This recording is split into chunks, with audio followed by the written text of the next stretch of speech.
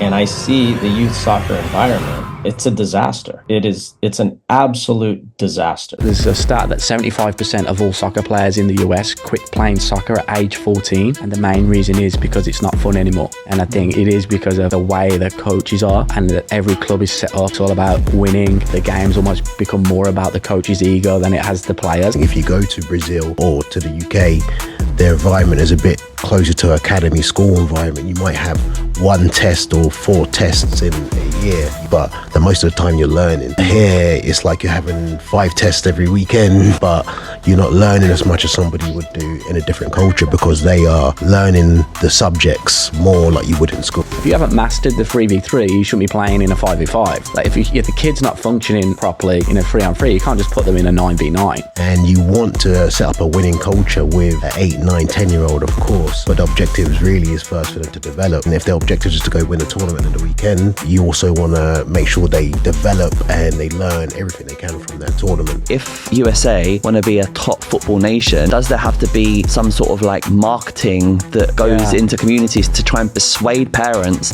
to not pick NFL for their kids, but pick soccer?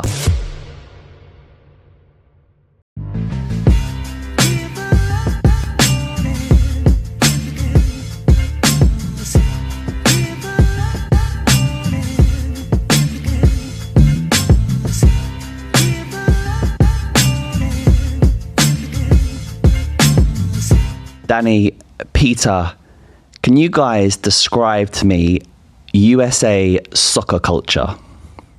Okay.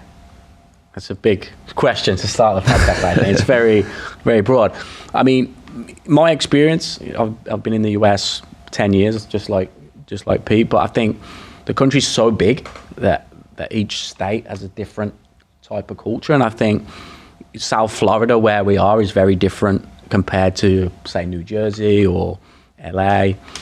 So South Florida, for example, has a large South American population, okay, which obviously lends itself to a real football culture as with regards to how diverse it is.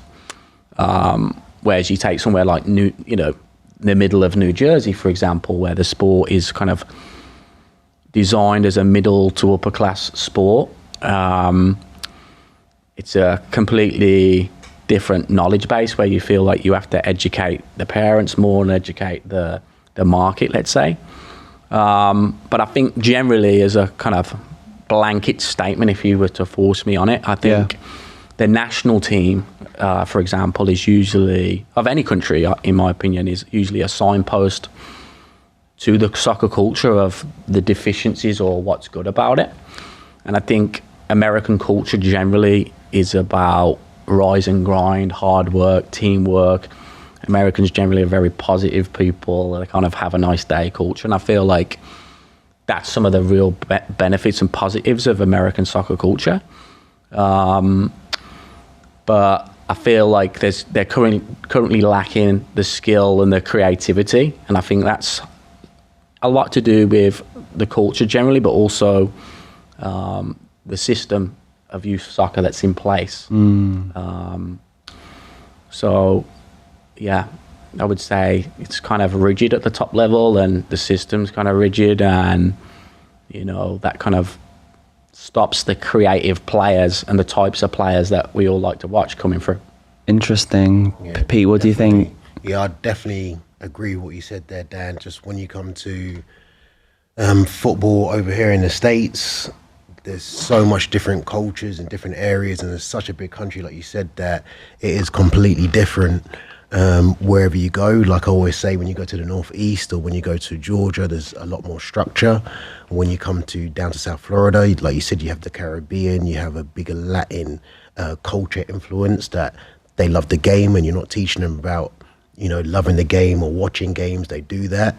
But then again, when you talk about looking at the highest level, like the national team, you do see some players who can be very robotic, and I always put that down to the development at the early ages. So when you talk about the sport culture in general, which we don't want to generalize, but you say the biggest sport out here would be NFL, American football, and sometimes the way they teach kids at a young age is the way they would teach them to play NFL, which is what I would explain like set pieces. Right. So when you talk about set pieces, it's literally like, okay, this guy goes here, this guy moves here, you turn, you run, you go there.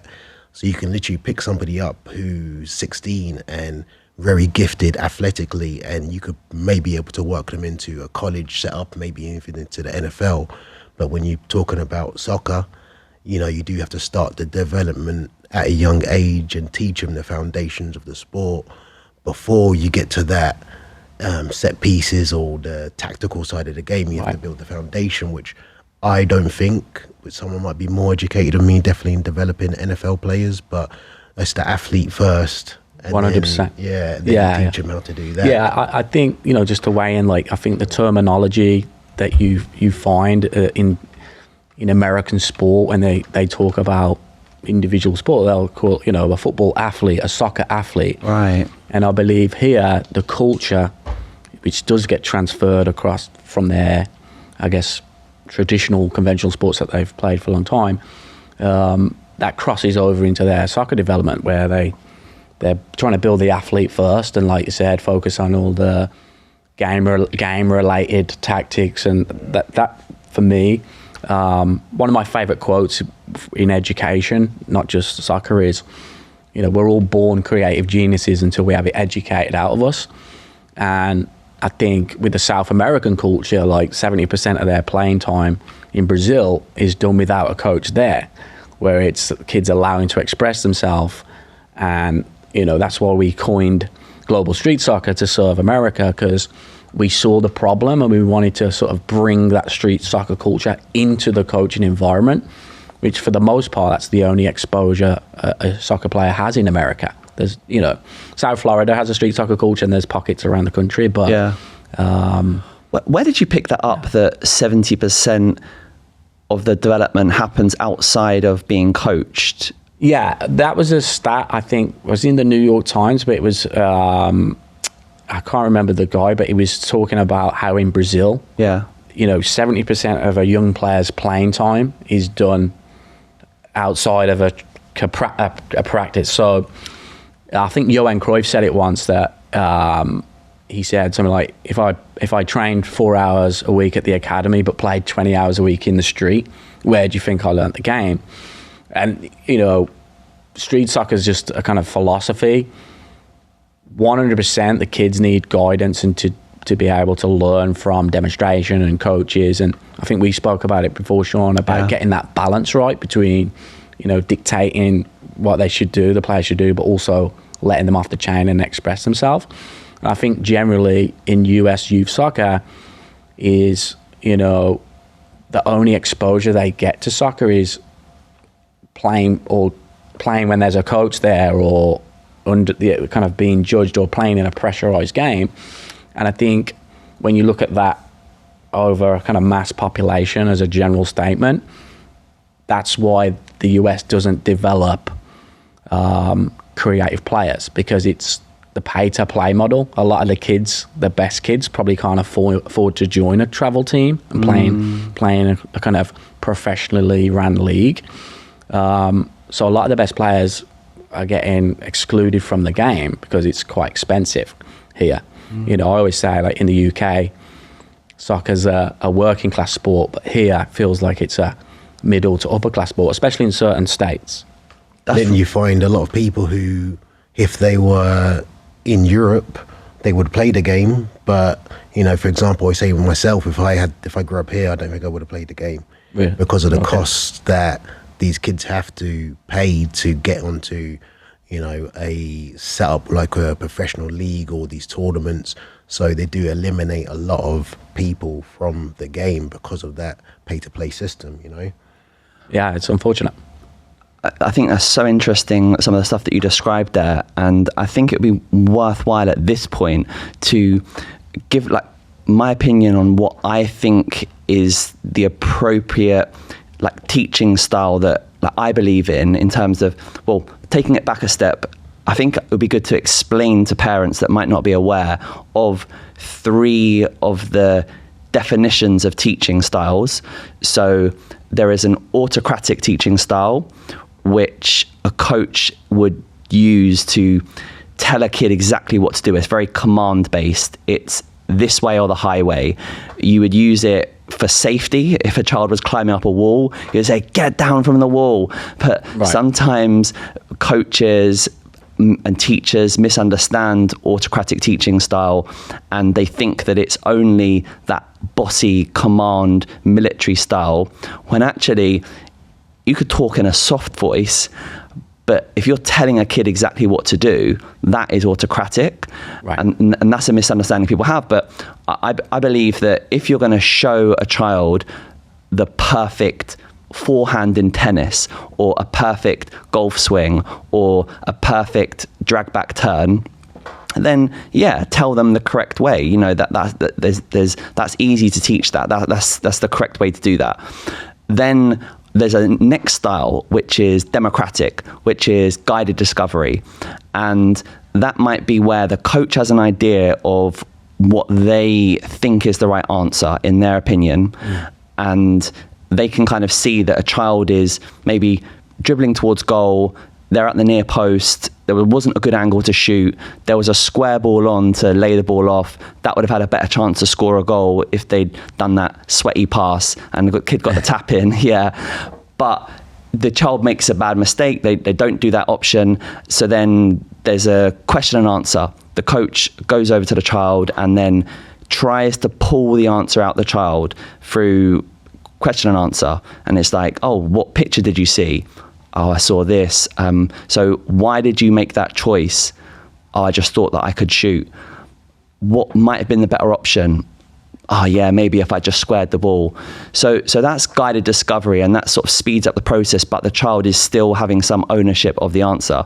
And then the final way is just complete laissez-faire, discovery learning, free play.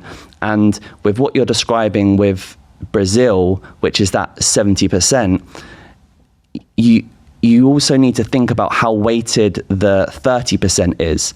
Because if the Brazilian kids just have only street play and that's all they have, then they're only learning through trial and error. And they might have some really bad habits and bad choices and just be like street players. And so then, because of the 30%, and I understand that in Brazil, they've got a strong futsal culture. There's a bit of a misunderstanding that there's just all free play when it's not. They've got amazing coaches, and there's a lot of like tactical input that goes 100%. In at young ages. Right. And they're shown like good skills, good technique, that then when they go into the 70%, the street play, they've got good stuff to practice. Right. But what it seems like in America, and this is why I need to learn this, but it's a theory that I have, it seems like there's no street play. There's not the free stuff. So it's like they're just getting the autocratic coaching. Maybe they're getting some democratic stuff, but they get this sort of 2-hour adult supervised environment. And it's like, well, where is my opportunity to actually experiment and try what works for me and just try things of what I've learned by my coach? Yeah. Are you guys in agreement on that? 100%. Right. 100%. Because I think the way I would kind of, as a synopsis to what you just said, you explained it really well. I think it's like a diet that, you know, to have the optimal diet, you have to have balance, right? For, you know, when you're eating food. And I think, you know, you can't have one without the other. And I think in Brazil, have probably produced the most Ballon d'Or winners over time or whatever. It's obviously a hotbed for player development. And I think with the free play and with their, like you said, they've got a real strong coaching culture. Futsal, there's probably more tactics and formations in futsal than there is in conventional soccer. So they've got the possibly the ideal balance. And then in the US, like you said, they don't have that free play, or there probably is in certain pockets of South Florida where they're playing street soccer, but those kids mostly can't afford to play on the travel teams. So there's a disconnect there. But the kids that can afford to play is this rigid, autocratic environment for the most part. And the word drill comes from the military, like militarized drill. And, you know, and the other sports, like Peter mentioned, is that the culture of like drilling like an NFL player. You see it like running through the cones and priming this athlete, has been transferred into the soccer coaching culture. Right. And it's a big question. How do you change the culture? But I think as coaches, I think one thing we can control is that balance, and sort of what is the balance of your session. If I always say, like, coaching a kid in New Jersey as opposed to a kid in Brazil or UK has got to be different, because you've got to look at what's their exposure to soccer. If they're not doing any free play, you can't have the balance just all autocratic, because then, you know, if you're in Brazil and you're thinking these kids are playing like on the streets 4 hours a day or whatever it is, then obviously you can then focus on detailing and tactics and, you know, a more dictatorship of a style of coaching. So, but it's a big question. It's a big question. One thing through the Project Footballer podcast is that we always talk about how environment has a huge factor in the outcomes of the players that are produced. And we see that in our national teams or the players that will play from our country in our leagues. So, Peter, how much have you watched the American men's national team?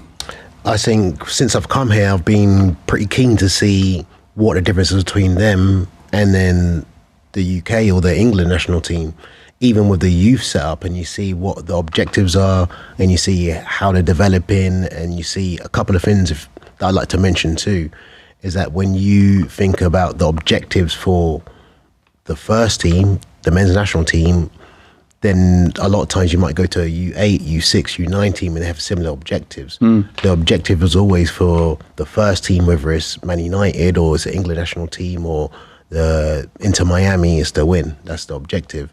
And you want to set up a winning culture with an 8, 9, 10-year-old, of course, but the objective really is first for them to develop. But if their objective is to go win a tournament at the weekend, which we all want to do, but you also want to make sure they develop and they learn everything they can from that tournament.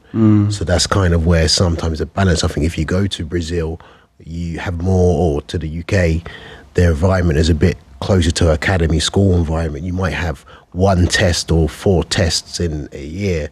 You might have your test, but the most of the time you're learning. But here it's like you're having 5 tests every weekend, right? But which is, you know, good because you're learning how to take tests, but you're not learning as much as somebody would do in a different culture, because they are learning the subjects more like you would in school. And I've been out in Miami for like the last 2 weeks. I've spent quite a bit of time in America, but like, it seems that people are so results driven here, just in all their lives, like everything. And it's a very much of like competing with the Joneses about, you know, who's got better cars or who's got better houses or who's got a better life, that kind of thing. And then maybe when you're talking there about exams, that's just, I'm sorry to generalize, but it's kind of the impression that I'm getting, that competitive nature that's there with people in America, it's come through to the football, which is like, look at our kids, we've just won this tournament. Oh, look how our kids just won this game. And 5 exams a week is not still producing the best possible player that could be developed. Yeah, 100%. I think a couple of things like play into that. I think the sports system that ties into college education is one thing. A lot of parents want their kids to play a sport so they can get like free college tuition when they reach a certain age. That adds a certain level of pressure on certain kids.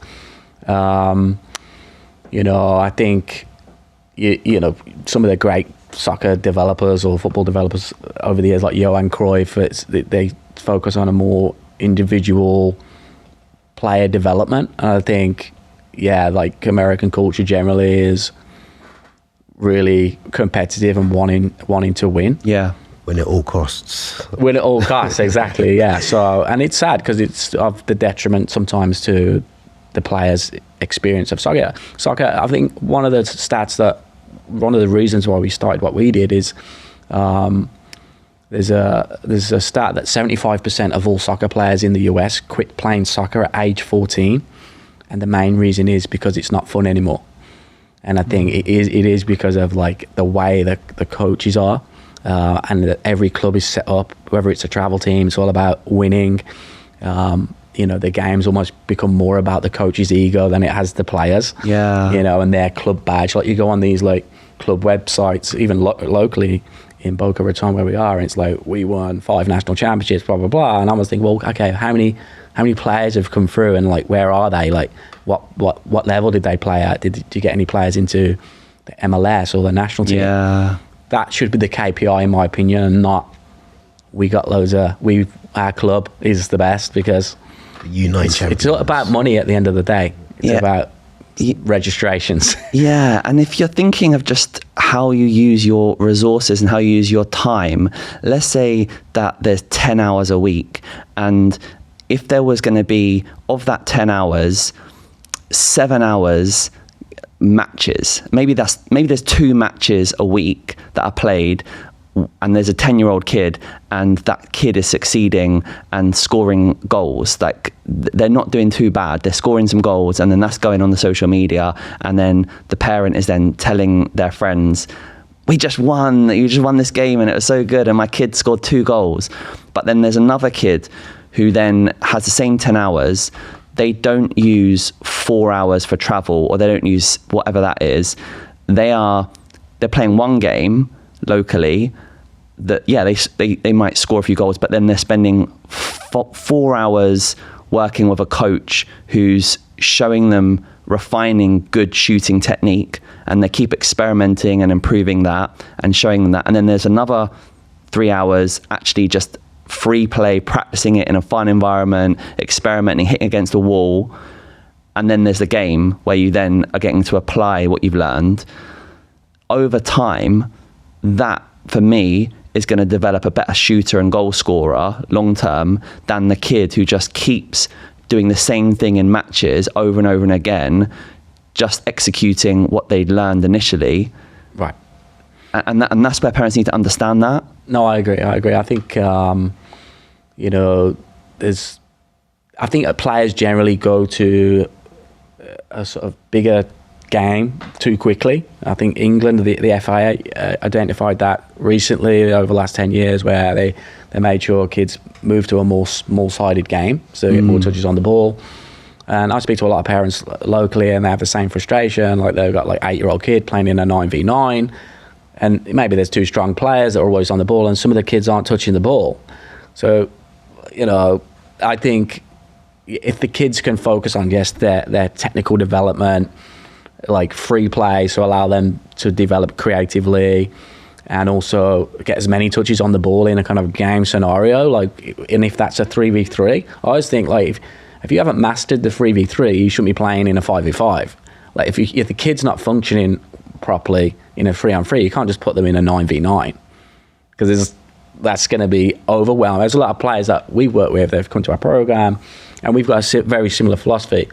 And I think, they'll go to a travel team or whatever, then thinking that's the next step, and that's like the goal. Yeah. To get on the team, but then they come back a year later, and it's like, oh, he's got worse. And it's like, all right, bring him back. Like, let's have some fun. Like, come on. Like, so yeah, it's a complex thing, but taking it back to talk about the national team, because I really liked your answer, Pete, but then I really want to drill into looking at what this national team is playing like, because as a Chelsea fan, I've seen a lot of Pulisic, and I think he's a brilliant player. Like, he's really good, but he got developed in Europe. From my understanding, and you've touched on NFL quite a bit, Pete, the national team, from what I understand, they play quite stale, rigid, predictable football, very hardworking, very athletic. They'll run all day. They'll have so much the same desire as all the top nations, but their movement doesn't seem too fluid. They're not very unpredictable. They seem tactically quite naive. Recently, they didn't qualify from the group in the Copa America. I think if you look into Pulisic's story, you see that he went to Germany when he was about 16. Oh, was it 16? Yeah. Okay. So I'd say, he was refined in Germany, but if you have a look at his actual journey from young to 16, that his dad, I think his dad and his mum were professionals. They played a lot, and I think his dad is Hungarian or Eastern European. So a lot of his development came from the education of his mum and dad, and a lot of stuff which they did away from his club. And he's a player, like there's another player, Aronson, who was really not identified by the USA because they didn't tick the boxes that they wanted for the youth national setup. They didn't tick the boxes till they got a lot older. So it kind of goes back to what you were saying when you're talking about that. See, if you have 10 hours in a week, what are you using those 10 hours for? And you touched on it too. You know, it's really about how many touches you're getting on the ball in the right situations. So your deliberate practice getting all these touches. Now, getting back to like the US national team, you see that they've done quite a few things like what a lot of nations have done. They've seen other people being successful doing different stuff, and they try and emulate it. Oh, Spanish are doing this, let's be like the Spanish, or the Dutch are good, or the Germans are good now, let's try and be like them. But the thing is, they haven't refined it from the early age. So if you really want to start doing something a certain way, like the Spanish, let's say, then the Spanish, the way they do it, they start at 4 years old and they start working those technical habits on a particular or different surfaces. So when they do get to a certain age and they're playing in the youth national teams, they've all been developed that way. So you can't come in, you know, on the last day of the day before the exam, like we keep going back to, and change the way you're going to answer the questions. It really has to start at the beginning of the semester if we're going to go back to using it in a school way. So yeah, they are well known for the hard work, the grit, and that's what I'd say when you talk about like Clint Dempsey days. And the USA had their own kind of way they played, which matched with how they developed the kids. Yeah. And now they're trying to change it at the top, but not changing it at the youngest age, you know. That's so true, Peter, with what you've described about like starting the kids young. I mean, yeah, for myself, scouting with Chelsea, having done it for a long time, being very involved in the whole London scene of what's producing players.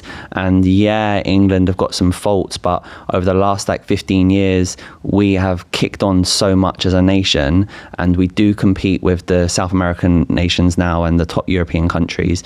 So there's a lot that's being done right with youth development in England, and a big thing with us in a very capitalist society, probably not as capitalist as America, but we have found a way within a commercial environment to still get enough free play for our young players, start them early, and it is around just football, an obsession with football. And I get the impression, I think for me, I think Brazilians and Argentinians and Colombians and maybe people from Uruguay, I think those nations seem the most passionate in the world about football. And yeah, out in Miami, I've been playing football against some of the Latino people. And yeah, definitely a lot of strong passion which comes through, and that probably comes through the culture.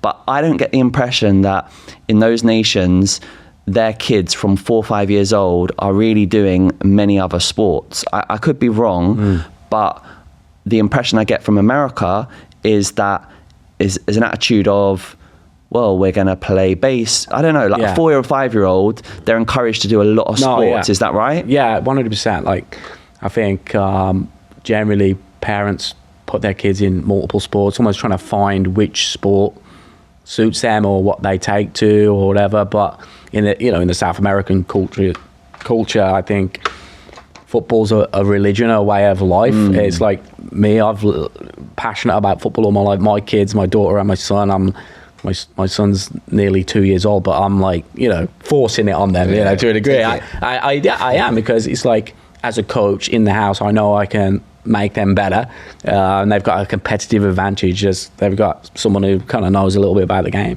in the house. But going back to the Pulisic thing, or the Pulisic effect, I think, I got to work with him recently before the World Cup for Puma. Yeah. And I know a bit about his story, and obviously he did go to Germany when he was 16. But when he was 11, I think 10 or 11, his dad's Polish, but they moved to England for a year. And he actually played for a non-league team in London. I can't remember the name, but at youth level. And he said that's where he was exposed to street football and playing at lunchtime at school. And, kids don't do that here. Like when I was at school, we played a break time game. Lunchtime, you played a game after school. Yeah. Summertime, you're just playing game on the fields all through summer.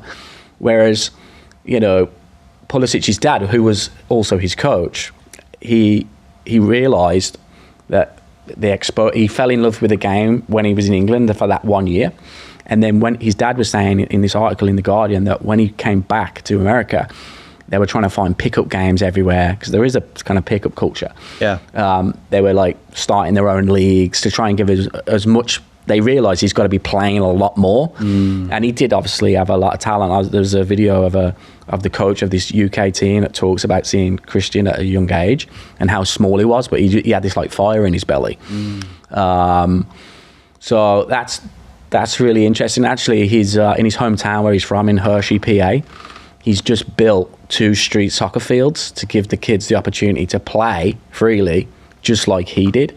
And he acknowledges that it was his, exposure to like free play that made him the player he is. And I don't, it's not surprising that he's the kind of outlier. He's like the star boy of the US team because he's got a little bit something else. And then the other players in the US national team, in my opinion, that have a little bit something else is you got Gio Reyna, who's the son of a Argentinian national team player. All right. Claudio Reyna's son. Yeah. And then you've got Timothy Weah, who's George Weah's son, who's a former, I believe, World Player of the Year. Yeah, because Claudio Reyna was in Man City, so I'm sure Gio Reyna spent a lot of time in England. Right. And I think you touched on it on one of the previous podcasts, is that like that skill transfer, it's not just about all playing in the streets or all the coach, but it's like, the parent also. If the parent was a good player, it's almost that old school term of like football pedigree. But yeah, if your dad's Claudio Reyna, an Argentinian national team player. USA. Yeah. And I actually, when I first moved to the States, when probably 2007, I did a year as a coach. And I actually coached this team called Hillsborough.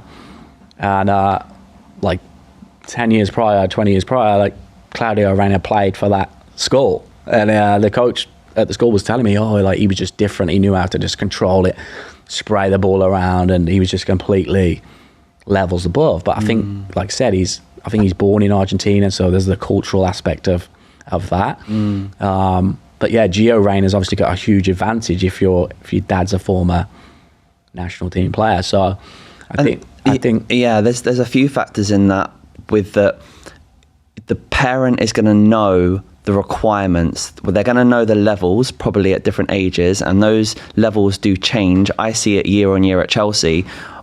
2 years ago, the under 7s, all the best under 7s in London, they'll be at a certain level, and then I'll then bring through the next sort of wave, and I'll think, oh yeah, this is a really good crop. And then they come into a different environment, and I'm shocked. I'm like, oh my God, where have all these players come from? Right. The level's gone up again. Right. And so you have to keep staying in touch. One of the reasons that I love still working with Chelsea and as a scout, because I'll keep myself in touch with like what the level is that's required. And I can see that can be hard if you're out of touch, if you're in some sort of remote place where you've got no idea what the 7-year-old in Spain or the 7-year-old in Brazil or London is doing. You haven't got those benchmarks to work against, whereas like an ex-pro, they're going to have some idea. So then that's going to, like you described with Pulisic's parents, they had an idea of the level that he needed to get to, and so then they then found ways to make the right environments happen, right, to then help facilitate the obviously good genetics that he also had. Peter, you've got 2 young children, and you're a great player yourself. Not quite pro, but yeah. But hopefully Kingsley and Kendrick will go on and have success. Can you talk about where they're at now, their ages, a little bit about them and your hopes for them both? Yeah, definitely. My biggest goal, and just like what every parent would hope, is that, you want your kids to be happy. That's the biggest thing. But you feel like what made me happiest was football, right? So you want to implement all the stuff you learn from the game. You want to implement all the stuff the game taught you. So for me, that's kind of the biggest thing. I want them to be in that environment. I want them to love the game. Now, the the hurdles, which I'm sure you would have had a conversation with Pulisic's dad, is that their environment is so much different to what we grew up in. And you talk about Pulisic's being introduced into street football in England, right? And I'm sure like when we played a kid, it was a lot of like cage football, a lot of street football, and that was what really made you fall in love with the game. So there isn't a lot of that here. So it's for us to be able to change the culture and to kind of introduce, of course, the great coaching and teaching them the fundamentals, but also let them have an environment where they can go be creative and they can go learn. And I think that's the best thing when I played. It was like doing something different, being creative, and then learning from that. So now a big thing I do, like we talk about, is that I take players over to the UK. I've just got back yesterday and taken them to go play against academies. This time we played Luton, we played Fulham, we played... How old are your kids, sorry? So my personal kids? Yes. 5 and 3. Okay. So, yeah. So they're still young, they're still young. And You didn't answer the question if you want them to be footballers, though. Do you want them to be footballers? I definitely would love for them to be footballers. Okay, cool. 100%. Cool. But so taking these kids over to the England kind of opens their eyes when they're playing these academies, when they're going to Tottenham, when they're going to Arsenal, when they're playing these academies. And then when they come back, you just see the way their eyes open up, even a bit of parent education for the parents. So, this is what they're doing at Chelsea right now. This is what they're doing there. So for me, I'm going to try and create an environment for my kids and the kids in our area, which is similar to what they see over there. Something which makes them fall in love with the game when they're hitting 13, 14, like what you said, Dan. There's still fun for them and they still want to put in that extra work to be the best, which is what's going to get them to that high level, So, I mean, you've got your own We Make Footballers franchise now, and right. we're growing that in America. We've launched one in Miami in January, and there's round about 50 players so far. We're steady. It's kind of like steady growth, and we've got big plans for the new term coming back in September. You're thinking in terms of how that will help Kingsley and Kendrick. Obviously, they've got a good training program there, playing like twice a week, and we know with our program, it's very fun. It introduces kids to the game, to make them love the game and get some good habits early on. But is that a hope that with you running the business and getting them in that training, that will get them a start? But then what's the plan after that? Well, like you said, that's what's going to get them to start. Hopefully that will be something which ignites them to love the game, to love their coaches, to love playing with everybody, and it'll give them the fundamentals too, because when you see how well We Make Footballers have done in the UK, like developing players to get into these academies, and you see how these players stay in academies, you see all these pros, and you even see one of them now at Bayern Munich. So you just see how it does now. After that, when they get to the age when We Make Footballers hands off these players to academies in the UK, it's what's the next step? Well, the next step is making sure that we're not focusing on winning U11, U12 tournaments. The focus is in putting them in small-sided games, making sure they're still getting the touches, make sure they're travelling to the UK, to Europe, South America, to see how football's done then. Because if they kind of look sideways and look at what other people are doing, it's not really the environment for developing players or even developing love for the game. So it's really getting them out their environment and, building a culture here for them to move on. I'm just going to interrupt the podcast for 30 seconds to tell you about We Make Footballers. We Make Footballers are the largest football coaching provider to children aged 4 to 12 in the UK, operating across 200 facilities. We focus on developing the individual, working on the technical and physical components of the game, and it's had amazing results, with hundreds of our ex-players joining professional academies and 4 of our ex-players currently playing in the Premier League. Our program is built around small-sided play using indoor and outdoor facilities. Visit our website, WeMakeFootballers.com, to see if we have a training facility in your area. And we have now launched in Miami, Florida, and soon to open in Jacksonville and Tampa. Danny, you've got the global street soccer program. Yes. Would you mind telling us a little bit about that? And also, I know you did mention earlier about your children. Just talk a bit about your kids as well, their ages and where they're at in their development journey. So both my children, but their birthdays are coming up. So my daughter's going to be 7 and my son's going to be 2. Yeah. So obviously my daughter's had the first exposure, and I feel like I've seen what mistakes I've made with the first child from being maybe putting too much pressure on sometimes. And I think it's hard as a dad, who's also a coach, to know when to.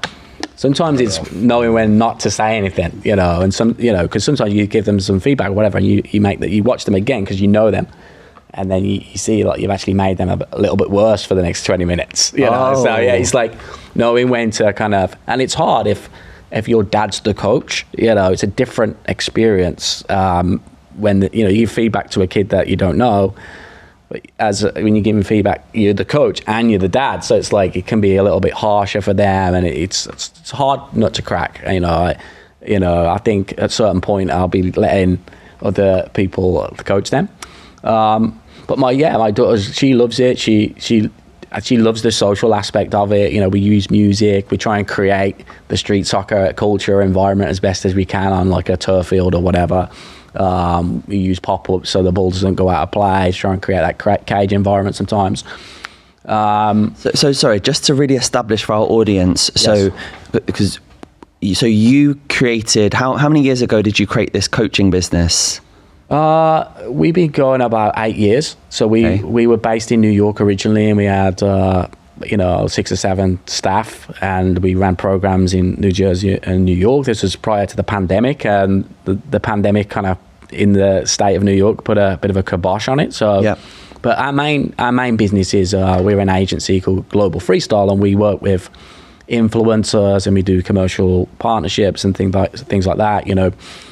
Recently, to kind of name drop, we worked with Lionel Messi 3 times in the last 6 months. So crazy. His Super Bowl commercial with Michelob Ultra, I actually choreographed it, so I had to literally tell Lionel Messi how to be Lionel Messi. Wow. Which was, I have always goosebumps thinking about it. It's just the weirdest thing. I've gone from, some kid who loves football in Warsaw, which is, not the best place, to then down in Key Biscayne standing next to Messi. So that's the kind of our core business, and I love working with kids. I love coaching kids. I love seeing them develop over time. And there's no greater experience than seeing your own kids. I think my daughter's extremely smart, so she takes on information, but sometimes she's playing soccer and she's thinking about 100 different things at the same time. She's one of these kids that their brain gets diverted to different things. Whereas my son is 2, and already you can see he's a natural. It's just you bounce the ball to him and he'll just whack it straight into your hands, and he's like. But that doesn't mean he's going to be better than my daughter at soccer or whatever, because they all develop different things at different times. But 8 years ago, you created the coaching side of the business. Yes, so you had the agency, and then you said to yourself, okay, there's an opportunity here for coaching. Right. 1 year before you had your daughter. Yes. Were you thinking about, having your children play in this coaching environment? Were you planning children, or did it just come before having children? No link? Yeah, like most people, it was mostly unplanned, right. Let's say. Right. I think something to do with the wine my wife likes to drink, but it's so good. But no, when we moved to South Florida, my daughter was kind of becoming nearly 3 years old. That's why we started it again in South Florida, because it's I want them to experience the right way of doing it, or what my belief system is, rather than going to Joe Blog Soccer and then being taught, in my opinion, the wrong way or whatever.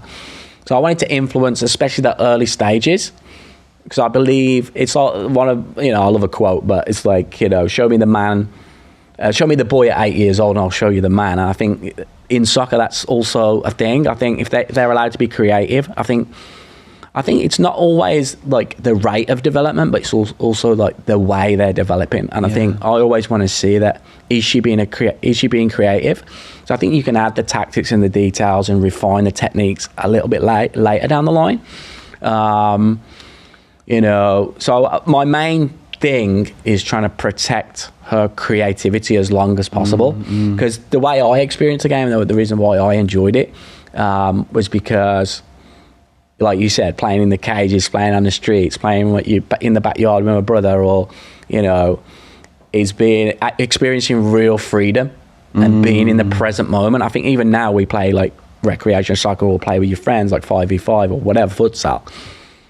But there's just no better experience in my life of just being absorbed in the moment of just seeing the ball and controlling it and getting really immersed in the game. Because in that 90 minutes or whatever, like, your problems don't exist, right? It's so good for your mental health.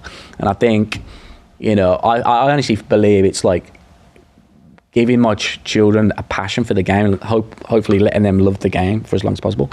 It's almost the greatest gift I could give them, because you can learn so much, you know, about the game and like getting better at soccer, but it's also the life skills, the social skills, integrating with different cultures, you know, being on a team, you know, as a dad, like when you lose a game or your kid comes off crying because they lost or whatever, it's like they're the moments where I feel like that's my moment as a dad to reinforce certain life skills. Look, like, come on, you're going to lose, you can't win every week, or these little sound bites. I love that. I love that. But I think the link that I'm picking up is that both you guys, expats, you've been in football, you understand what good in football environments are like, and you've both created coaching businesses for your young children to go into, almost because you didn't feel comfortable with, you said, going to Joe Blogg's coaching. Yeah, I definitely would agree, and it definitely was a catalyst to doing it too, because I've been in New York, Boston, I've been in Atlanta, now I'm in South Florida, and then coming from an environment, I was at Tottenham for 7 years, an academy, and seeing players develop and seeing the great things that, you know, a player coming in and seeing when they leave, and then seeing what some of the coaches and the environment here, sometimes it's like, you know, if your kids are going to be in this environment, they might not love the game. When they get to 18, they're going to have, you don't want them to have negative feelings of the game. You want them to go pro, you want them to do all that stuff. And that's, for me, a bonus. Right. But you really want them to have that feeling, like, you know, the World Cup's on and you sit down and you watch it with your kids. You really want them to have that feeling you have when Mbappe scores 3 goals in a World Cup final and loses, but he's still a legend because he's done that in the final, you know? So you want them to have that feeling. You want them to love the game. You want them to have the opportunities, which, you know, I'm sure football gave all of us. And that comes from, that comes from loving the game. So, yeah, it's definitely was a big catalyst to doing it. I think but I think one of the issues I do have with American soccer culture and the system that is in place is this whole like tryout culture. So every travel team, like, you got to go on a tryout where there's like, it's like a meat market. There's like 100 kids and there's like 20 spots on the team, and then you got a 7-year-old kid and maybe a coach that's never kicked a ball saying to a 7-year-old kid, "Oh, you didn't make the team." And like I always feel like having that rejection so early sometimes in a kid's like development, having someone say they're not good enough can be harmful. And I think for me as a dad, like, it's about exposing your child to that environment, that pressurized environment, at the right time so they can handle it, you know. And a lot of parents don't. I speak to parents like, "Oh, he had a tryout last week for the team, he didn't get in." I was like, "How long has he been playing soccer?" This is a literal conversation. Yeah. He's only been doing it 2 weeks. You've had someone say, "Oh, you're not good enough to play soccer," and like, he hasn't even played. And like some of the parents have an attitude of like, you know, when is he going to learn this? When is he going to learn that? And I go, "Well, how often is he playing soccer?" And they're like, "Oh, once a week." I'm like, well, I always say, like, if you played the piano for 1 hour a week, as opposed to 4 hours a day every day, like, there's going to be a real difference, right? So it's like some of the parents expect like this great development when they're only touching the ball like 10 times in 1 hour a week. It's crazy. Yeah, there's still so much I want to get into, and I can see we're kind of like running out of time, but this has been like such a good conversation. And with Project Footballer, our audience is actually the biggest in America. Wow. When we see the analytics. Oh, really? Yeah, man. Yeah. And we get so many messages from parents from America, and they find the conversations that we have talking about English football problems and, you know, the ones that we talk about every week, they find it all fascinating. But a big question that we get asked is, there's a parent somewhere in a town in America, in USA, and they want their child to be professional, but they don't know the real roots. So both of you have talked about the early start that's important for young players, and hopefully that's got across. And maybe some parents, if they're not able to create their own coaching business that's going to create that environment for their child, if that's not possible, maybe they were lucky enough to be in a town where someone like you moved there and they did create that environment. So let's assume that they have actually now got a nice foundation for their 5 and 6 year old and 7 year old. Now, as well as doing all that nice training with good coaches in a good environment, there is still a need to go and play matches. I talked at the earlier to say that it shouldn't be the most important thing. The training environment is more important, but there is still a need for an exam to start seeing the benchmarks, and there's social development that happens. It's very motivating for children to have successes, even dealing with failures that happen, be able to create the understanding that if I do this much practice, it creates this development, this growth and these results, and I can see it improve.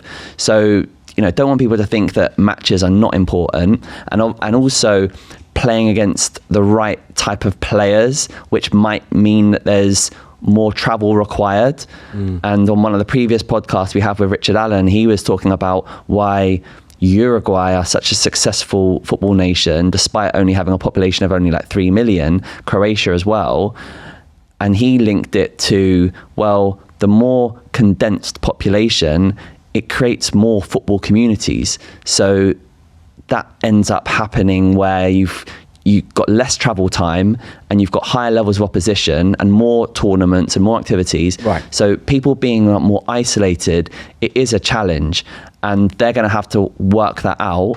But let's bring it back. Let's try and give some parents some real sort of tangible advice to say, right, you've been lucky enough to go to a We Make Footballers or a Global Street Soccer. Now, what should they be looking for when they go to a team? What should they be looking for in terms of how much should it cost? Who should be the type of coach? Describe to me what that should be like, which is realistic in USA. Yeah, I guess maybe you can say one thing at a time, but I think the first thing you want to do is have the conversation with the coach and see what the objectives are for the players or for the team. And you really want to, hear him give you some key words, like he's looking to develop the players and expose the players to a higher level. Okay. And one thing you mentioned before about Uruguay, I always say this when we go to England with the teams here, is that, imagine that you're in England, you're playing for Luton Town or you're playing for West Ham. Every weekend, you're basically playing Premier League academies.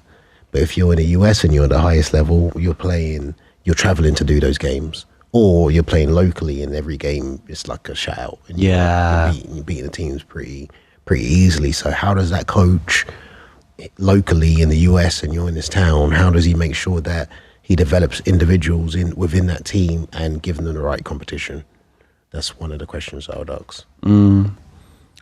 If I was to try and navigate that myself, if I was to have children and try and get through that, it's hard, because I know I'm the same as you guys. I think that, and Pulisic's parents, I think that we would find a way. If it was like us creating a business, or I don't know, we would just do it. But I think that you would need to be able to get kids touches of the ball at the young ages. They need hours and hours and hours of ball touches, and if they watching maybe YouTube, trying to find ways where they can get themselves to a good level. They can do skills. They've got good techniques. This stuff is available on the internet, so you can make your child very good technically. And maybe if in your town you could seek out the sort of good natural athletes and the ones who sort of had a passion for soccer, and then you got them together, you discourage them from doing NFL, you discourage them from trying to play baseball. It's just no, we're going to just focus purely on football. And then maybe you could get a clan together of, I'm thinking for Kingsley now, your 5-year-old, he's 5? Yeah, he's 5. Yeah, for him. So you're going to have to create a team for Kingsley Well, he does in have Miami. like a crew of 4 and 5-year-olds which kind of do play together. We make footballers. Okay. The parents are all on board, so it's something that maybe there's a culture within that age group which can start that. So And so let's say that they are all like good players. They dribble between the cones really well at 5 and 6. They can do all the skills. They can shoot the ball well. Like, we know technically they're all right. And so then I kind of think it's different in Miami because the Latina player, I feel like those communities, they understand what's required to the level. So they'll be getting a good clan of players together and pushing them to be good. So there probably is, it's not the same as, I don't know, somewhere in like Texas or... The difference is, though, you might have those groups and they might start off really well, but then when the competition now is the kind of the next stage, because you want these kids who, and I think that, I'm sure it's similar with you, you do have like a base of kids at a young age in South Florida who are good technically. Right. But then it's the next stage is their competition. So how do we test them and how do they start doing the right things? So in London, I'm still coaching an under-7s team. We're a really, really good group. Going into under-8s next season. That's their correct age group, but we're going to be playing against under-9s. So we'll go year up. We're going to start in the middle division, and I think there's something like 12 divisions or 13 divisions for under-9s in our county in the Surrey youth area. Okay. So I think we'll end up progressing well up the leagues. I think we might start well. And I've gone through this experience in the past with under-7s, under-8 groups that play them the year up. Playing against technically inferior older players, there's still challenges in just that the opposition can just shoot the ball from the halfway line. Right. And your younger players don't understand the need to go and press. And they also will get a ball smacked in their face for the first time from a big kid, and it's a shock. Right. And there's a few tears. But when they learn that they survive.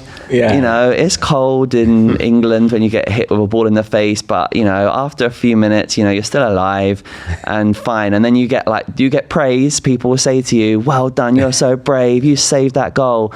And if there's enough motivation to win the game, and they will put the blocks in, you can start teaching the kids. And going through this experience before, getting battered 14-0, 10-0 when you go up 8 older kids. Right. It's painful, and you pass that pain on to the kids in a kind of nice way, but then you keep linking it to say, look, you've got to shut down, you've got to make your tackles, you've got to be brave, you've got, and then they will gradually grow physically. They will start learning to make those blocks, and so that's a big sort of lesson. Then once they can start competing like that, then they start seeing how they can apply their techniques and how they're smarter than these technically inferior older kids. Right. Quick decisions. Yeah, exactly. So you start elevating that. So I'm kind of getting to the parents who've got a good group of their under-7s or under-8s or whatever they are. They've got to go and play older age groups. Yeah. Well, I agree. I think, there's a benefit to development playing against older players. And I think there's also a benefit sometimes to playing against younger players if you're on the other team. Because I watched this documentary, I'm always going to link it back to street football, but it's called Concrete Football. I think it was a Nike documentary. I see, I'm Americanized now, yeah. But it was about the Parisian streets and saying how that was the reason why France won the World Cup recently. And it was about how, in the streets, you'll have a 7-year-old kid playing against a 10-year-old kid, and in the same game, the 10-year-old's playing against a 15-year-old kid. So the guy that's 15 doing a skill on a 10-year-old, it's arguably better than practicing it on a cone. They get the confidence from beating the player easily and performing the skill. The player that has the skill performed on them gets the lesson and absorbs that information also, and then that player then goes and the 10-year-old then goes and performs that skill on the 7-year-old. So you have, and I think in America, especially from a society and a parental point of view, parents are opposed to health and safety, and a kid planning to an older player or whatever. But I always do it. You know, like, if I have a program, I'll have like 8 to 11-year-olds and they're all in there and you got a little kid playing it. But I feel like it's an organic way in real time of trying to create that exposure to, you know, better players, more physical players and weaker players, all in the same in a kind of natural way. But if you're in a team, I think you're right, like playing against older players, that's a benchmark. It's a way of testing the players and kind of almost accelerating their development. And I agree, like you can't have the street philosophy without the games. You've got to have, that's the benchmark. That's what we're all kind of working towards, is like, how does it perform in a game situation, in a pressurized environment when the team is trying to win. And I think street football in its nature is like, it's less about winning, right? In its purest sense, if the kids are just playing, experimenting, having fun, and it's less about winning. But yeah, I think, you know, like the parents are definitely averse to exposing their kids like that. But I always try and encourage it for sure. And I agree, like playing against older players is very important. Okay, so there's probably like 3 more things I want to just keep and see if we can uncover if we've got some time. Yeah. So the route to becoming a professional football player from America, how that could potentially happen. There was a question that I wanted to ask around the investment that people are making to try and get into college football.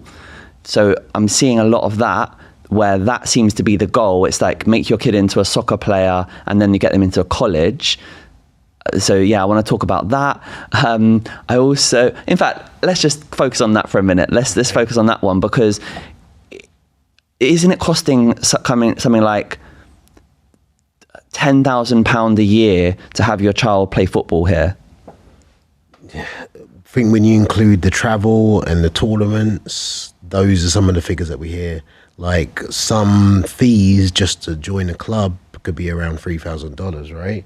Yeah, And then you're talking about, then you got travel, there's hotels, a lot of players are going out of state.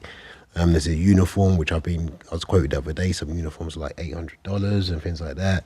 So yeah, financially, you are definitely cutting out a lot of people. But then, you know, South Florida, but especially when I was in like the Northeast, like the objective for those parents is like, okay, if I spend this much every year, when they get to 18, their scholarship will be paid for. They're going to have a scholarship, which is basically free.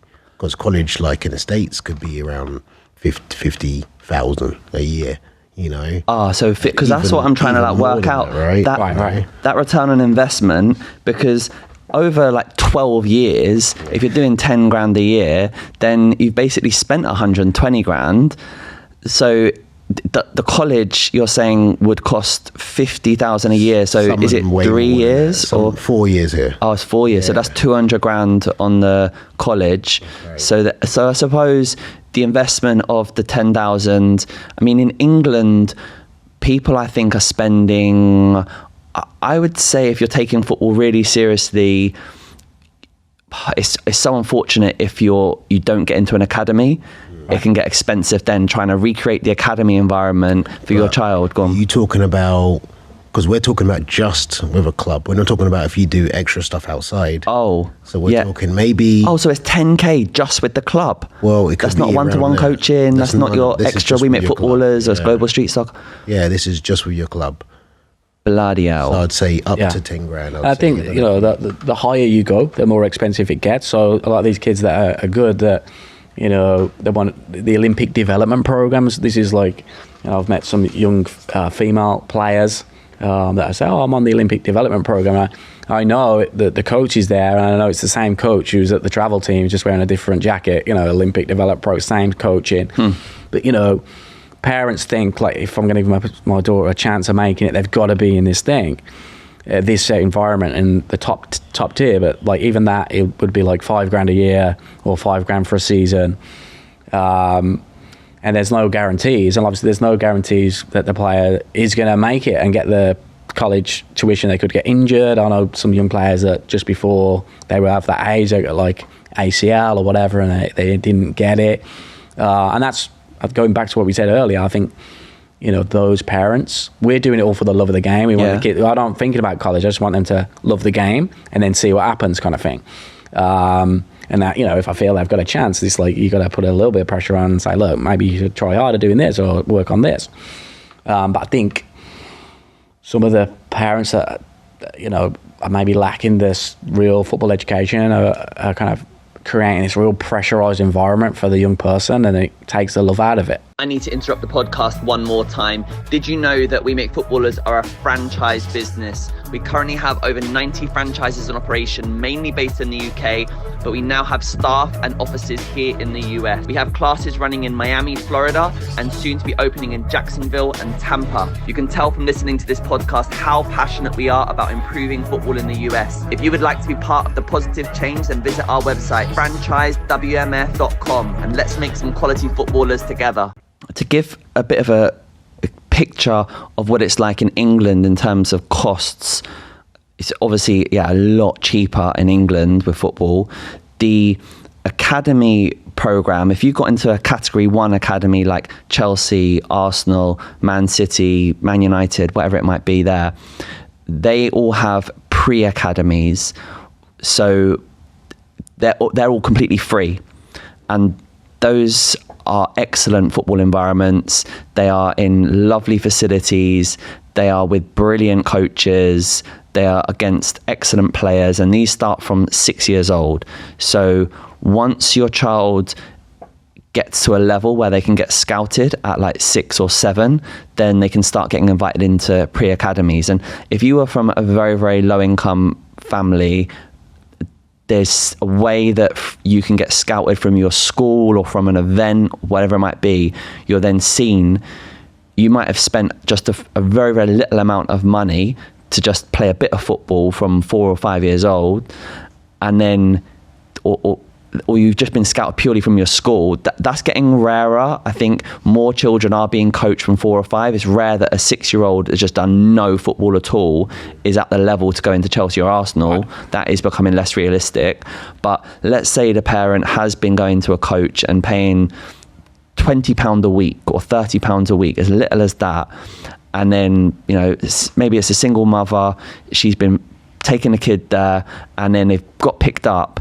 Now they might get picked up for Arsenal and Chelsea and Tottenham, and if they can find a way to work and still get to those pre-academy centres, the kid is getting enough good touches of the ball. Right. If they show high potential, then they're getting signed at under 8s, and then that parent then hasn't got to pay anything again. Right. It's just, and even the travel is paid for. Like, they're given expenses. If they're traveling for a while and they can't afford it, they're given some money. It's not much. Right. It's controlled with the Premier League to make sure that there's no sort of secret money being given to parents. But that is how cheap it can be. Right. And so then that means that we're able to recruit talent. Income isn't a barrier. Yeah. People on the internet are saying in England that income is becoming a bit more a factor, and I think that yes, for the 4 and 5 year olds, if you haven't taken your kid to training, or if as a single parent you have to work all hours and you're not able, then those players are starting to be lost. And maybe 20 years ago it wasn't as big of a gap, but it's still quite inclusive, I think, in London.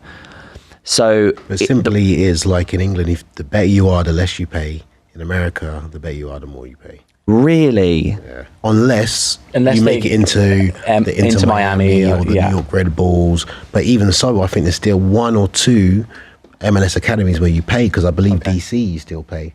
So there might be 1 or 2, but the majority of MLS academies is you don't pay. But if you are some of the teams which are competing against them at U12, U13, they're paying a lot of money to be there.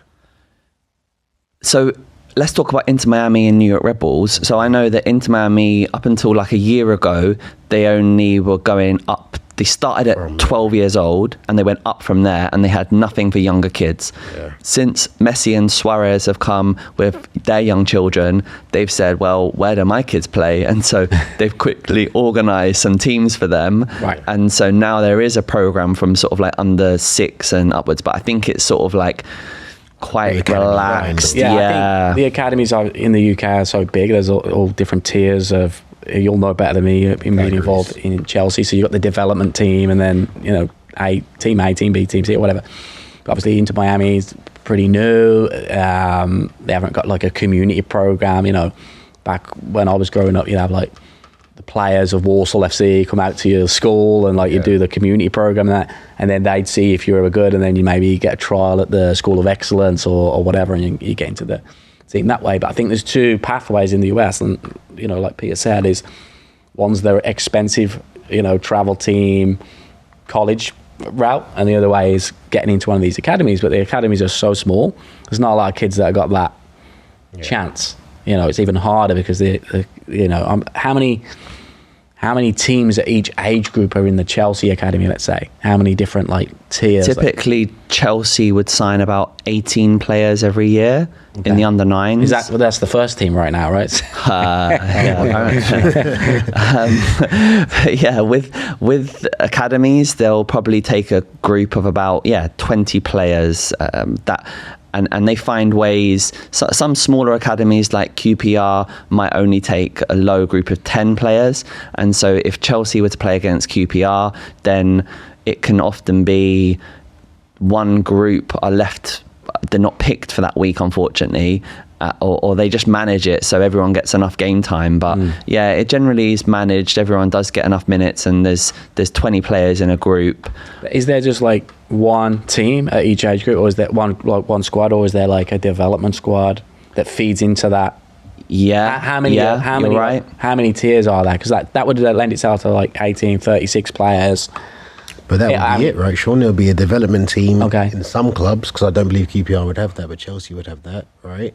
Yeah, so this is interesting, and this has changed in recent years because the Premier League have looked to control academies a lot more, because there was what used to happen in the past is that scouts could see a player at the weekend and then say, look, this is a top player, they need to come straight into the academy. And there would be that freedom. If you had a good reputation as a scout, the bosses might be like, all right, Sean, we trust him. If he's saying this clear's a baller, right, go straight in through the door. And then what then can happen, though, is that scouts would start taking more risks. It could be that you've got a phone call of someone, and I have definitely scouted players sometimes where I've not even seen the player. Sounds good. Sometimes, but I've signed the players I've had signed that way. Contact would tell me. Contact would tell me, oh, this player is at this club, and they're on trial, but they haven't signed reg forms. Right. Try and persuade them to come in to Chelsea, and then I would find a way to get in contact with a mum, get them over, and then swoop the deal. Right. This sounds pretty intense for youth players, I know, but anyway, the Premier League controlled things where they said no, clubs can't just be having these kids going in out, because it's unfair. The hopes are getting up, they're going in, and they're also not getting the right kit. They're feeling different to the other kids. There has to be more controls in place here. So now any trialist that goes into an academy in England has to sign 8-week trial forms. There's all these processes that have to be done. They have to be registered with the Premier League. It's very controlled, and I think that's been very positive, those changes. Absolutely. But it's then meant a need for more filters to be in place. The development teams that you talked about, that didn't used to be required as much in the past, because you could just flow kids into academy and that. Whereas because of the rigmarole around doing the trialist forms and the money it costs, it's let's get them into the development program first, and this IRP system and the foundation stuff. And then you've got a bit more freedom there. Right. So yes, now it's more common for clubs, because of those structures, that they will have more organized development programs. But from speaking to some coaches here with Inter Miami and learning about the structure here, wow, it sounds miles off that. Got it. So now imagine that you are in New York City with millions and millions of people. Yeah. Even better example might be here in South Florida. Inter Miami is the only MLS academy, And the next one is Orlando, 3.5 hours away. Exactly. So now you got 20 players at U12, maybe let's assume 20 players, and they're not paying. So every other U12 that's at that level or close to that level is paying a lot of money. Right.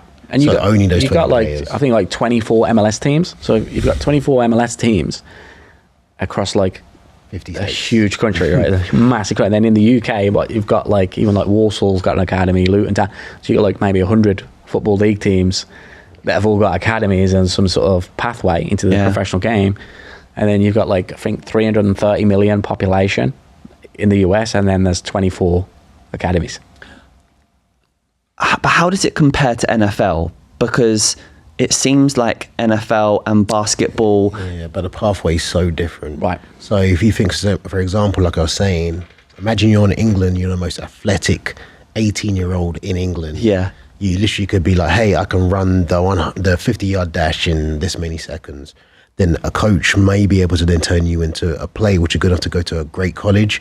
And then once you do 4 years or 3 years in this great college, then you get drafted into NFL.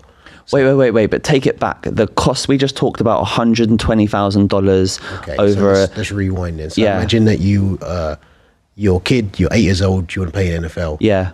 So then this kid, there's local teams, grassroots teams, when I don't know how much they play, but I know that's reasonable from what I've heard. Really? Yeah, a lot cheaper than football? A lot cheaper, but it's reasonable. And then what they would do, once they get to high school is the focus. What age is high school? High school is 14, I believe, then they go into high school. Right. So that's the focus. The focus now is that's your main team. It's not like your main team is a travel team. Your high school is your main team, which you play American football in. So the parent who's paying NFL, what do you think they're paying?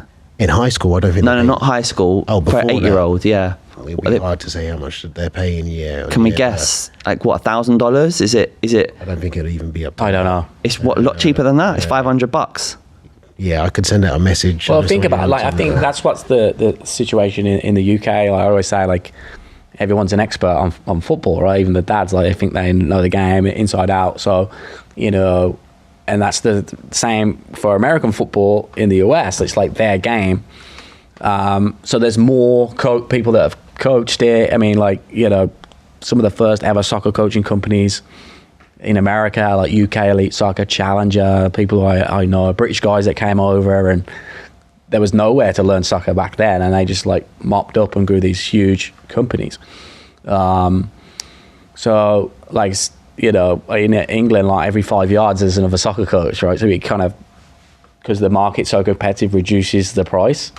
Whereas in American football, it's probably cheaper than soccer here, because if you've got a British accent and you're in America, the parents instantly think you're an expert, So, because that's what I'm trying to understand.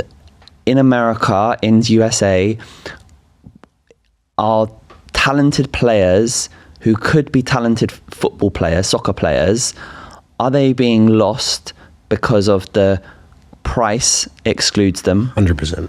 yeah. But also not just the price, it's the desire to play soccer isn't there.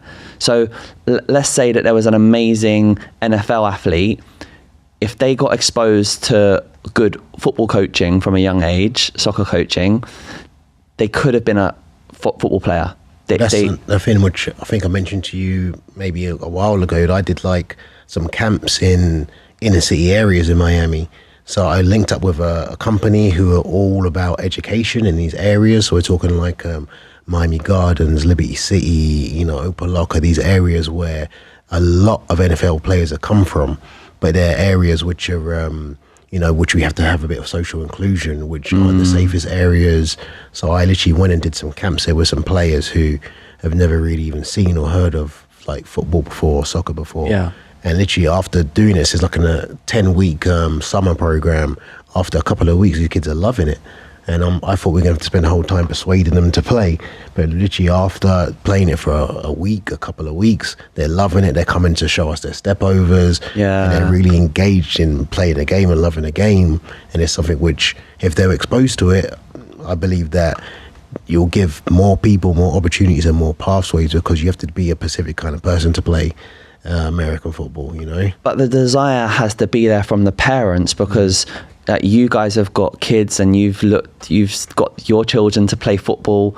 When I have children, I'm going to definitely have them playing football. And so that's because like this is our passion. And the parents that are from the USA, maybe in these communities, it's like they played NFL, and so then their vision for their children is that they will play NFL. Right. So if USA want to be a top football nation, which they keep talking about at times, and there is more investment into MLS and all this sort of stuff, but does there have to be some sort of like marketing that goes into communities to try and persuade parents to not pick NFL for their kids, but pick soccer? I do agree with that, but also think that, I don't know how into football your parents were, but you look at like Carlton Cole, someone who you know, right? Yeah. You see, look at a lot of these players, it wasn't all their parents might help to link a couple of things, but a lot of times the passion is coming from the players too. So a lot of times you engage these players, you go to these players in these schools and you show them how great this game is, and you go into these communities. And these kids, you know, sometimes when it's coming from the player more than the parent, you see when they get to 13, they are saying, how do I get to this field to play? Right. And it's not them, you know, falling out of love with the game because their parents are being pushy. Yeah, I think as a stat, like participation-wise, the US has got the most participating youth soccer players in the world outside of China, because obviously China's like population of 1.3 billion, so they've got so many people. But with the US, what's quite different to anywhere else is, you know, until like last 15 years or whatever, it's always predominantly at high school and throughout, it's always been a girls' sport. So it's actually, it's 50-50 split. I think we spoke about it on the phone, but it's like, it's a co-ed sport. But I think there's enough, because the population's so big, there's enough players here.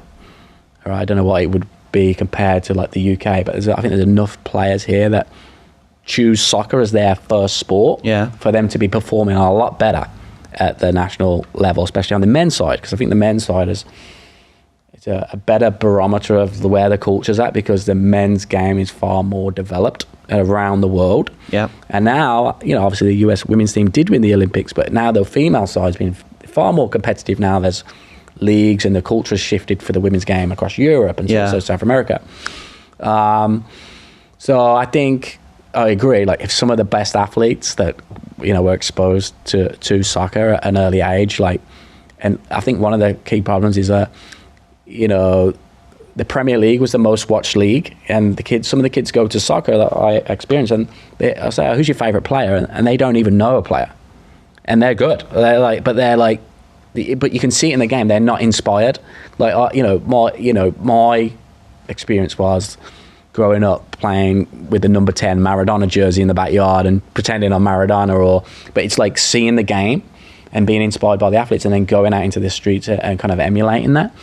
I think Jadon Sancho was like, he'd go out, he'd watch YouTube on his phone, Ronaldinho, and he'd just go out and like trying to emulate those skills. Yeah. But I think, you know, it's also exposing these young people to like watching the game, like the Premier League. And I think the MLS has now took over the Premier League as the most watched league.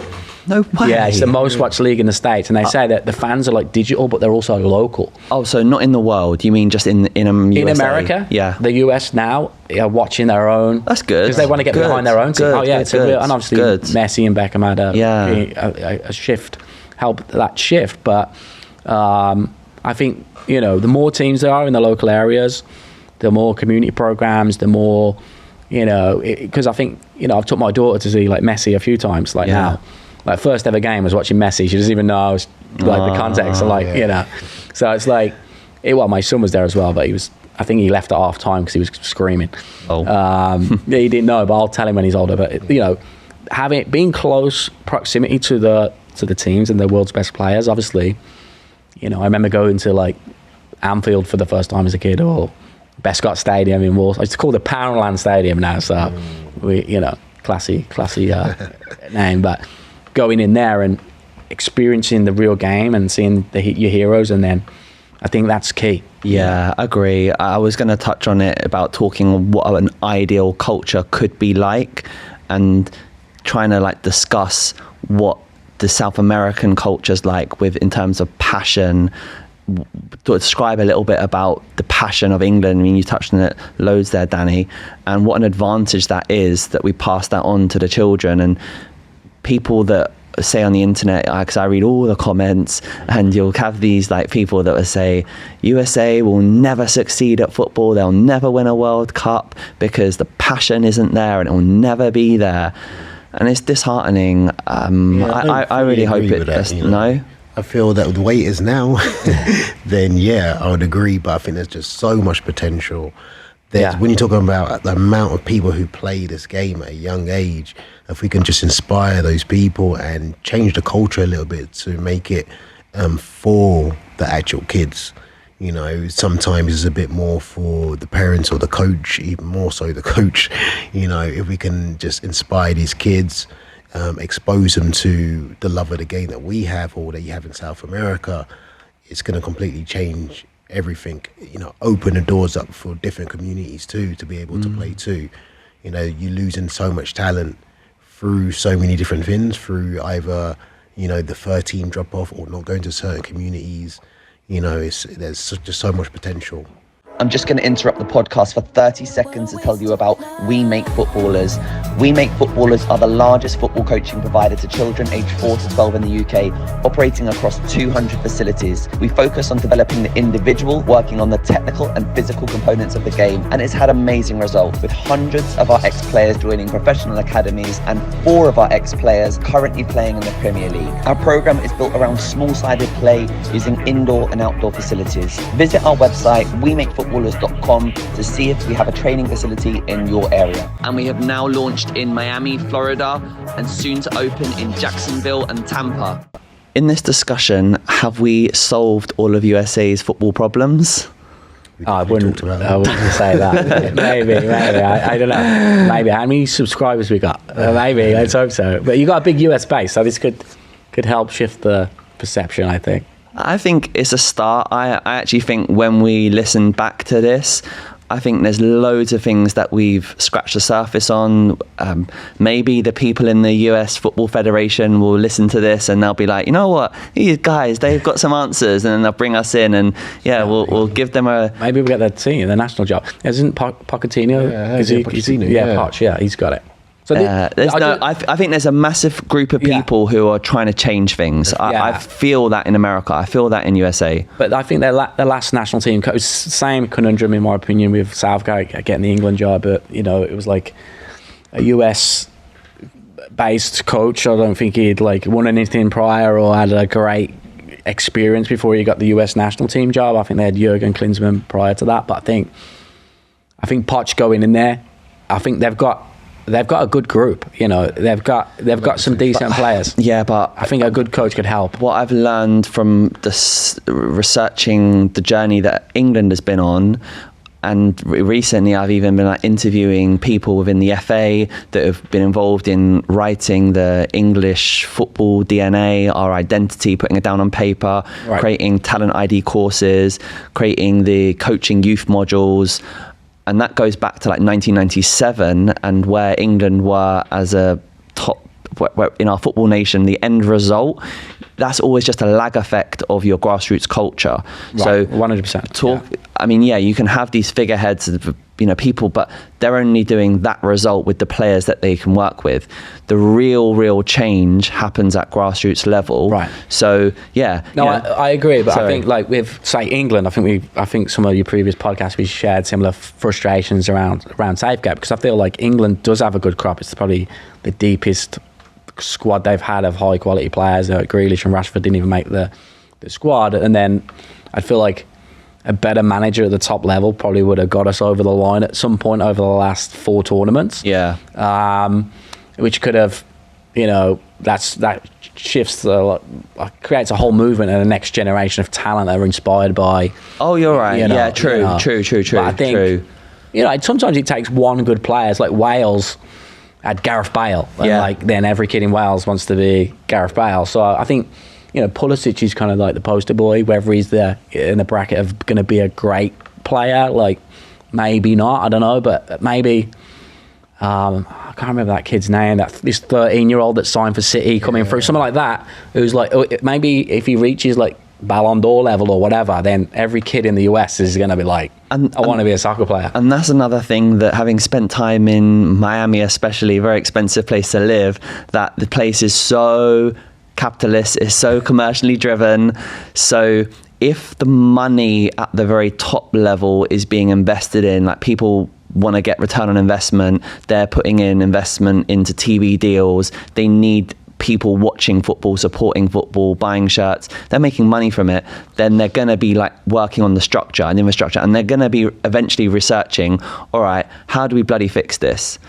So I think it's a good time to be bringing your kid up as a footballer in America. I think there's hope. There is. We end our episodes asking our guests to tell us their proudest football memory. And so, putting you on the spot, Peter, tell me your proudest football memory so far. So is this me as a coach or as or a player? Yeah. I'll probably say proudest moment as a coach is having players go to the next level. Oh, nice. So there's been quite a few players that I've worked with, either in the UK or even more recently in the States, that have gone and played professional and even come back and coached with me. So to see that journey of them being a teenager, playing, having a lot of things to work out mentally and technically and physically, seeing them work it out, develop, go to college, go and play professional, and even full circle, come back and coach and teach the players in the area. That's another catalyst for the young players, when they can look up and say, wow, coach played pro, he's from the same city as I am, he went to Spain, he went to South America, and then he's back coaching me. That is probably one of the proudest moments, seeing him going on doing that. Love that. Yeah, stuff. I mean, when I was at Wolves as a academy player, and playing in the non-league, and I played for Hensford Town in 2004. We won the FA Trophy. Oh yeah, it was on Sky, and like that nice. was a decent, like, I guess, playing experience. But I guess, like, to cheat the question and have another one, but from a coaching perspective, I would say, like, at this point, 'cause my daughter's a lot older than my son, but just seeing, like, even last night, like, seeing her dribble, because we got hard floors, like, dribble around the table and nutmegging the chairs, and I just sit there and, like, yeah, like, I'm buzzing. Cool. I'm buzzing. And then my son gets his ball and he's running around, he's in his diaper. No, he's nappy. He's getting in it. I'm like, you know, you're trying to create that culture, because if you do well with the first one, then the second one just copies. I heard To be fair, it's been the other way around for me. My younger one, who's 3, has got the older one to play more. Oh, really? Oh, okay. So now when he sees the younger one kicking the ball, They he's get like, jealous, all right, let me come in and kick. Oh, Dad likes that. Dad likes it. I'm going to do it. All right, then I'll jump in. You can't be better than me. So no, I love that. No, that's class. And yeah, Danny, thanks for arranging this for us. Been a great conversation. We'll keep in touch. Respect. Appreciate it. Thank you for having me on. I'm a big fan of the show, so keep it up.